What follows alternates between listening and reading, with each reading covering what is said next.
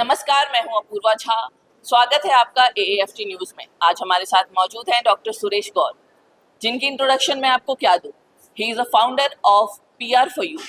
He is an author, a writer, a director, a poet, a blogger and many more. तो आज मैं उनके साथ हूं, तो आज उनसे ही बात करेंगे और उनकी कहानी उनकी ही जुबानी जानेंगे। सर, स्वागत है आपका। Thank you. बताएं। सर, मैं आपसे सबसे पहले ये जानना चाहूंगी कि आपकी जो जर्नी है वो कैसे शुरू हुई और कितने स्ट्रगल्स आपने देखे हैं। वो भगवान जानता है। तो भगवान ने जो मेरे लिए निर्धारित किया था कि भाई अब तूने लिखना शुरू करना है, तूने किताब लिखनी शुरू करनी है। तो मैं जिस प्रोफेशन में आया पब्लिक रिलेशंस के, उसमें मुझे पढ़ाने का मौका मिला, किताबें लिखने का मौका मिला और ब्लॉग्स लिखने का मौका मिला। तो मेरी ये जर्नी बहुत सुहावनी रही है और अभी भी सुहावनी ही है, मैं ये कहूँगा। Sir, you are a person of creativity, क्योंकि आपकी जो भी इंट्रोडक्शन में मैंने जो भी चीज़ें बोली हैं, तो उससे मुझे ये पता लगा कि आप एक क्रिएटिव पर्सन हैं। तो सर, आपके दिमाग में ये क्रिएटिविटी का कीड़ा कब से आया? ये कीड़ा मेरे में है जब मैं स्कूल में पढ़ता हूँ। जी देखिए, क्रिएटिविटी आपकी सोच में होती है जी कि आप हर चीज़ को किस नज़र से देखते हैं। मैं हर एक चीज़ में खूबसूरती ढूंढता हूँ, जी और अगर आप हर चीज़ में खूबसूरती ढूंढते हैं तो आप एक क्रिएटिव इंसान हैं। तो अगर मैं थिएटर करता था तो नेचुरली वो भी क्रिएशंस ही हैं। मैंने ब्लॉग लिखना शुरू किया, वो भी क्रिएशंस है। और PR is an art. Public relations को मैं एक आर्ट कहता हूँ कि अगर आप पीआर को एक आर्ट की तरह समझते हैं तो उसमें भी क्रिएटिविटी है, क्योंकि पीआर करने के कई ढंग हैं, कई नज़रिए हैं, कई तरीके हैं, कई तौर तरीके हैं। तो क्रिएटिविटी मेरे साथ शुरू से चल रही है, चाहे वो कोई भी क्षेत्र रहा हो, चाहे मैं वो एज ए बैंकर था, चाहे मैं एज ए राइटर हूँ, चाहे मैं एज ए पीआर प्रैक्टिशनर हूँ, या मैं ब्लॉगर हूँ। क्रिएटिविटी हर वक्त मेरे साथ होती है, और मेरे हर जो भी मैं काम करता हूँ उसमें क्रिएटिविटी पहले होती है, बाद में काम शुरू होता है। सर, मैं आपसे ये जानना चाहूँगी कि पीआर जो है वो आजकल के जो सिनेरियो में 2025 में हम आ चुके हैं कि 21वीं सदी का ये हमारा 25वां साल चल रहा है, तो पीआर आज के सिनेरियो में कितना बदल चुका है पहले से। देखिए, पीआर पहले ट्रेडिशनल पीआर हुआ करता था 90s में। जी हमारे देश में पीआर की इफेक्टिव यूज जो शुरू हुआ है वो 90s में होना शुरू हुआ है। मैं उस वक्त बात करूंगा 90s में वेब 1 था, जी वेब 1010 था, जब इंटरनेट वन वे कम्युनिकेशन था। जी आप 1995 में शायद इंटरनेट लॉन्च हुआ था, 15 अगस्त 1995 को, जी जी और बीएसएनएल ने इंटरनेट लॉन्च किया था। उस वक्त इंटरनेट पे आप सिर्फ पढ़ सकते थे और कुछ नहीं कर सकते थे। तो PR is a two way communication. 21वीं सदी में डिजिटल, जब वेब 2.0 आया, यानी कि जब सोशल मीडिया लॉन्च हुआ, तब पीआर का बिल्कुल रूप बदल गया। तो लोग इलेक्ट्रॉनिक मीडिया, प्रिंट मीडिया और आउट ऑफ होम मीडिया को पीआर करने के लिए यूज करते थे। वो ट्रेडिशनल मीडियाज कहलाते हैं। लेकिन 21वीं सदी में वेब 2.0 आने से डिजिटल जब मीडिया आया तो पीआर का रूप ट्रेडिशनल मीडिया के साथ साथ डिजिटल फॉर्मेट पर शिफ्ट हो गया। आज जितना पीआर हो रहा है वो डिजिटल फॉर्मेट पे हो रहा है, यानी कि लोग सोशल मीडिया पे, सोशल प्लेटफॉर्म्स पे लोगों से कनेक्ट हो रहे हैं, लोगों से बातचीत कर रहे हैं, लोगों तक अपने प्रोडक्ट्स को पहुंचा रहे हैं, लोगों से पूछ रहे हैं और लोगों से बात कर रहे हैं।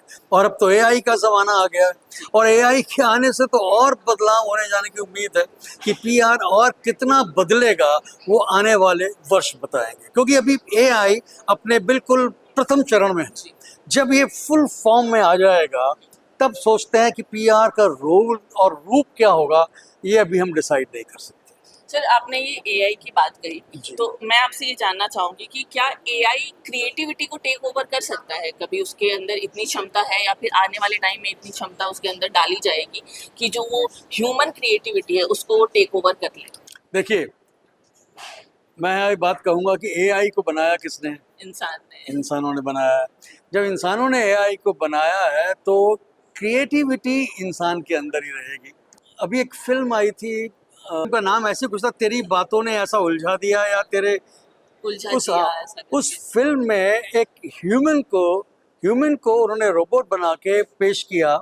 उसमें एक साइंटिस्ट ने अपने नेफ्यू के साथ उस पर उन्होंने एक्सपेरिमेंट किया, लेकिन रोबोट तो रोबोट ही होता है। जी क्रिएटिविटी रोबोट्स क्रिएट नहीं कर सकते बिकॉज वो प्रोग्राम्ड होते हैं। हाँ आपने उसमें प्रोग्रामिंग कर दी है, वो उस प्रोग्राम के अंतर्गत ही काम करेंगे।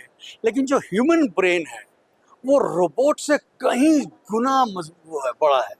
आप पहली बात तो ये कि शायद हम अपने ह्यूमन ब्रेन का इतना इस्तेमाल नहीं करते हैं। जी एक हमारे यहाँ शकुंतला देवी हुई हैं, बहुत जी बड़ी मैथमेटिशियन थी, वो और साथ में वो एस्ट्रोलॉजर भी थी।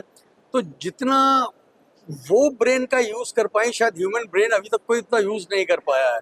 तो हमारे ब्रेन की जो इंतहा है वो आप सोच नहीं सकते हैं। तो जितनी क्रिएटिविटी हमारे यहाँ पर है वो रोबोट्स में नहीं हो सकती। सर का ये कहना है कि जो ह्यूमन बीइंग है वो अपनी क्रिएटिविटी एक एआई में जितना डालेगा, एआई उतने ही क्रिएटिविटी के साथ खेलता रहेगा। बिल्कुल बिल्कुल। सर आपने बताया आप ब्लॉगिंग करते हैं। जी सर आप ब्लॉगिंग के बारे में बताइए, और आप किस टॉपिक पे करते हैं या फिर आप वेरियस टॉपिक्स पे करते हैं? जी नहीं, मैं एक ही टॉपिक पे ब्लॉगिंग करता हूँ और मैं खुशनसीब हूँ कि मैं पब्लिक रिलेशंस पे ही ब्लॉगिंग करता हूँ। और आज मैं 204 ब्लॉग्स पब्लिक रिलेशंस पे लिख चुका हूँ, और जिसके कारण मैं अकेला ब्लॉगर हूँ इस वक्त वर्ल्ड में जिसने पीआर ब्लॉगिंग में 4 वर्ल्ड रिकॉर्ड्स बनाए हैं। Congratulation thank you. और मैं समझता हूँ, मैं फ़ख्र महसूस करता हूँ एक भारतीय होने में कि भारत से किसी ब्लॉगर ने 4 वर्ल्ड रिकॉर्ड्स बनाए पीआर ब्लॉगिंग में। ऐसा नहीं है कि और ब्लॉगर्स नहीं, और बहुत सारे ब्लॉगर्स हैं, लेकिन वो एक टॉपिक पे ब्लॉग नहीं लिखते, वो बहुत सारे टॉपिक्स पे ब्लॉग लिखते हैं। तो मेरा फोकस है ब्लॉग लिखना पीआर के ऊपर। आज ही मैं आपके जो फाउंडर डायरेक्टर हैं, इसके चांसलर हैं आपके एएफटी के, उनसे बात कर रहा था सुबह। तो यही बात हो रही थी कि आपका जो ये फेस्टिवल है, जो लिटरेरी फेस्टिवल चल रहा है, जो 11th उसका है, आपका ये ग्लोबल लिटरेचर फेस्टिवल है नोएडा का, जो एएफटी ऑर्गेनाइज कर रहा है, और मुझे इस पे कुछ लिखना चाहिए। तो मुझे एक एंगल समझ में आया कि ये ग्लोबल फेस्टिवल जो हैं, जो भी लिटरेचर फेस्टिवल होते हैं, इनमें पीआर का क्या रोल है, या ये पीआर का टूल कैसे बनते हैं। तो बैठे बैठे मुझे आइडिया आया और मैंने उनको कहा कि जो मैं नेक्स्ट ब्लॉग लिखूंगा इसी बात पे लिखूंगा कि एक लिटरेचर फेस्टिवल किस तरह से पीआर का टूल है, किस तरह से आप पब्लिक रिलेशंस कर सकते हैं इस लिटरेचर फेस्टिवल से। तो मेरा नेक्स्ट आइडिया, मेरा नेक्स्ट ब्लॉग यही होगा। सर आप जैसे यहाँ पे अलग अलग स्ट्रीम के स्टूडेंट्स बैठे हैं, अलग अलग कोर्सेज कर रहे हैं, तो जो पीआर है उनको कैसे यूजफुल होगा, क्या आप ऐसा कुछ बता सकते हैं? देखिए, हर एक को पीआर की ज़रूरत है।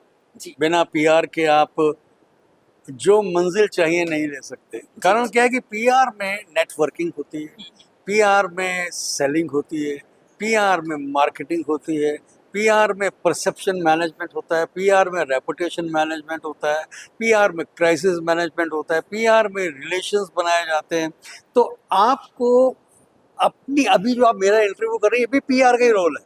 जी जी मैं इंटरव्यू दे रहा हूँ, पीआर हो रहा है, आप इंटरव्यू ले रही हैं, आप पीआर कर रही हैं, आपका भी पीआर हो रहा है और मेरा भी पीआर हो रहा है। तो हर फील्ड में आपको पीआर की ज़रूरत है।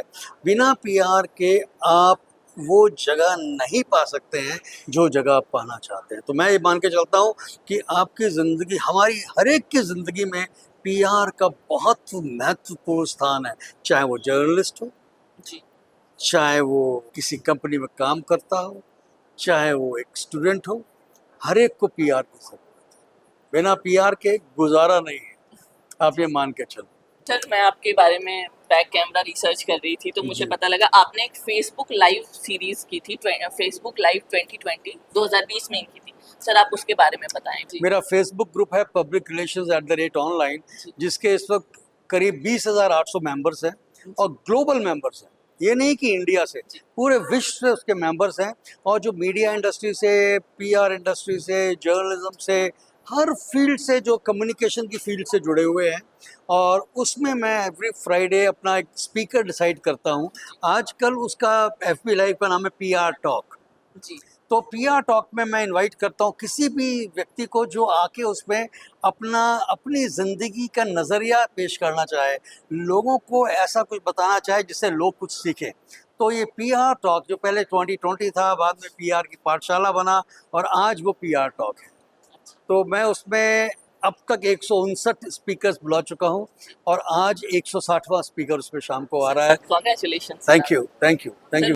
आजकल टेक्नोलॉजी इतनी ज़्यादा अपग्रेड हो चुकी है, तो और ऐसा देखने भी मिलता है जो यूथ है हमारे, वो किताबों से, लिटरेचर से बहुत दूर होते जा रहे हैं। क्या आपको ऐसा लगता है? देखिए, मैं एक बात कहना चाहूँगा, किताबें से अच्छा दोस्त आपका कोई नहीं है।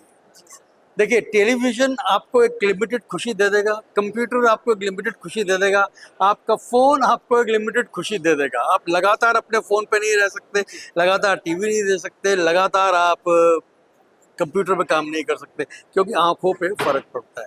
किताबें आप जब मर्जी खोल के साइड में बेड के साथ में रख लें कि आपको फ़ोन से ज्ञान मिल रहा है, नो डाउट। अगर आप फ़ोन को ज्ञान के लिए यूज़ कर रहे हैं तब। जी, अगर आप उसको एंटरटेनमेंट के लिए यूज़ कर रहे हैं तो एंटरटेनमेंट ज्ञान नहीं दे रहा है, वो आपको एंटरटेनमेंट दे रहा है।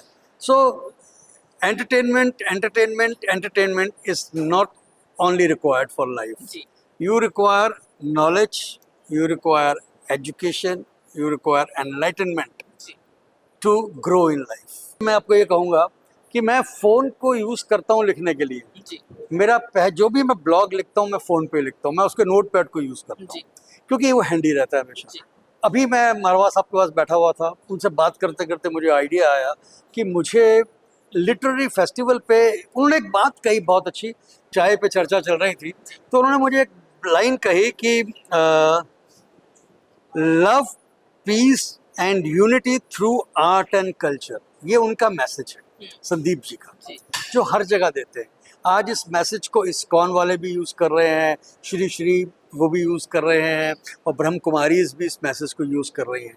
तो मैंने कहा कि मैं जो ब्लॉग लिखूंगा 205वां, उसमें भी मैं इस लाइन को यूज़ करने वाला हूँ। मैं आपको बता सकता हूँ कि मैंने उसके बारे में क्या सोचा कि a 3 days 11th Global Literary Festival Noida, organized by Asian Academy of Arts in association with Writers Association of India at Marwa Studios from 24 to 26 September 2025, which had over 6,000 footfalls all the 3 days, with over 33 events having over 200 authors, poets, writers, speakers at the 11th GLF Noida successfully conveyed the message of love, peace and unity through art and culture. When literature blends with culture, magic happens and the Ganges of knowledge and wisdom flows uninterrupted. Like a friends while having tea with Sri Sandeep Marwa, with the showman, I call him the showman of media education in India because he is the real showman. Whatever he does in a big way. अभी ये देख लीजिए festival किस तरह से organise हो रहा है, मतलब कोई भी आएगा वो दंग रह जाएगा देख के, भाई ये क्या है।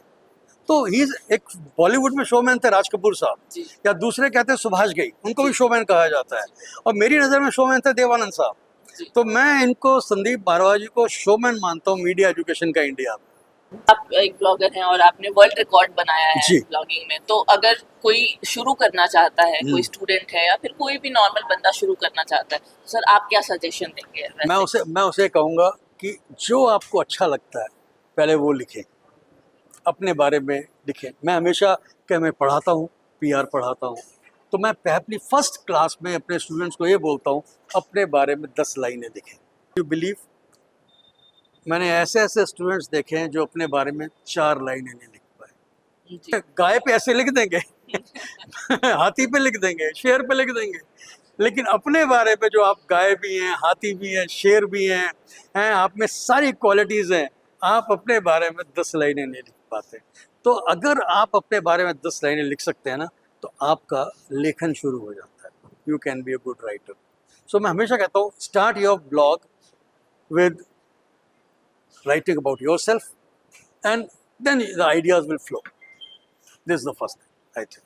Thank you so much sir, आपने अपना बहुत कीमती समय हमारे साथ स्पेंड किया और आपने मतलब इतनी अच्छी बातें की, मुझे पर्सनली बहुत अच्छा लगा। Thank you very much. तो जैसा कि आपने देखा और सर ने बताया, सर ने बहुत ही इम्पोर्टेंट बातें बताई, सर ने ब्लॉगिंग के बारे में बताई, सर ने पीआर के बारे में बताई, सर ने एआई, टेक्नोलॉजी, बुक्स, हर बारे में सर ने बताई हैं, सर ने सारी बातें शेयर की हैं। तो यहीं से विदा लेते हैं हम।